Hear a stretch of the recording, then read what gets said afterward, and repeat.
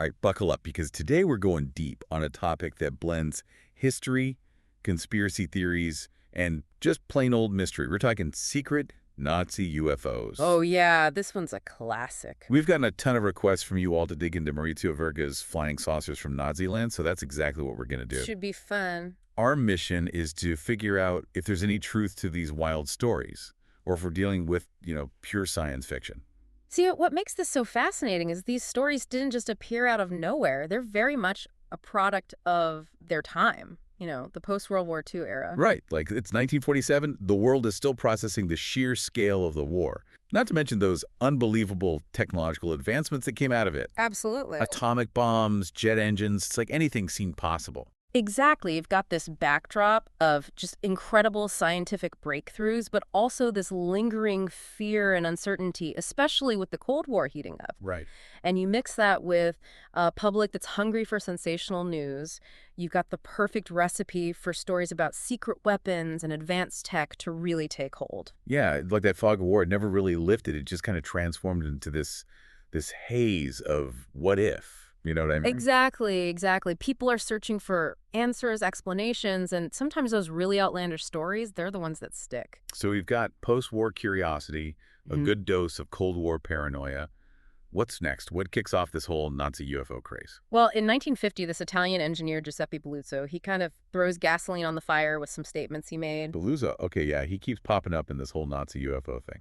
Yeah, so this wasn't just some random guy, Belluzzo. He had a really strong background in aviation, Oh, so he was legit. Yeah, he was well respected, but, and this is important, he wasn't a physicist. Even though some of these articles I'm seeing say he was. Right, exactly. A little embellishment there, I think. To make the story better. But anyway, in 1950, Belluzzo comes out and says, basically, that disc-shaped aircraft are totally possible. Okay.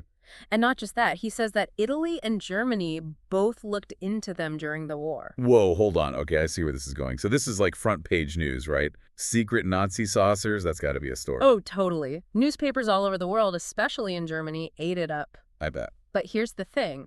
They started taking what Belluzzo said out of context, like exaggerating or twisting his words. Fit the narrative. Yeah, exactly. And what everyone seemed to miss is that Belluzzo never actually said he worked on any of these so-called Nazi saucers. Right. He just said the idea was out there. Exactly. But that part kind of got lost in all the excitement, It's like a high-stakes game of telephone. That's a great way to put it. So Belluzzo, he throws this bombshell. What happens next? Who else jumps on this bandwagon? It's like Belluzzo opened the floodgates. Now everyone's coming out of the woodwork with their stories about these Nazi saucers. Who are some of these characters?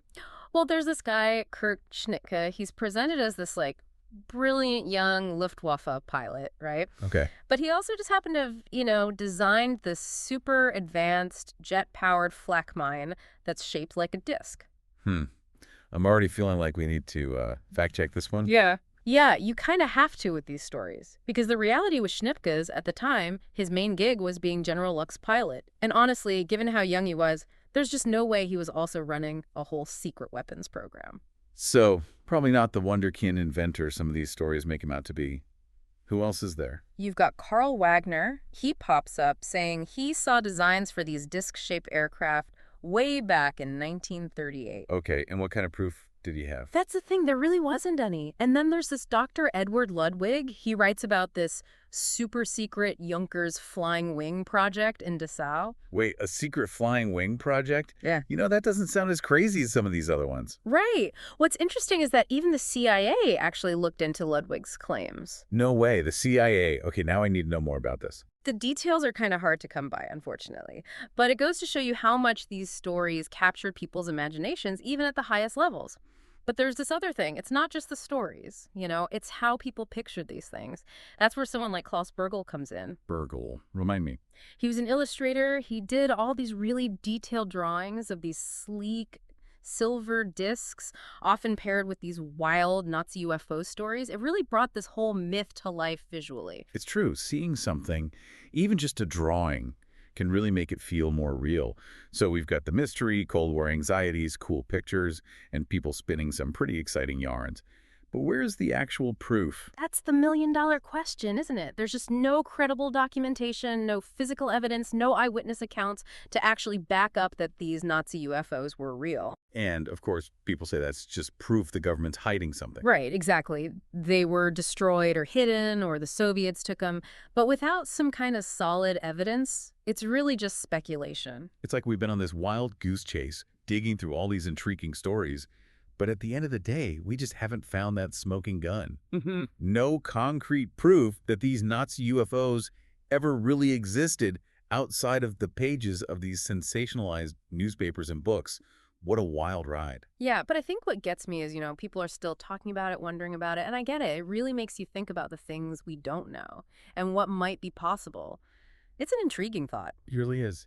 And you know what? That's something for everyone listening to consider. Why are we so fascinated by these stories, even with so little to go on?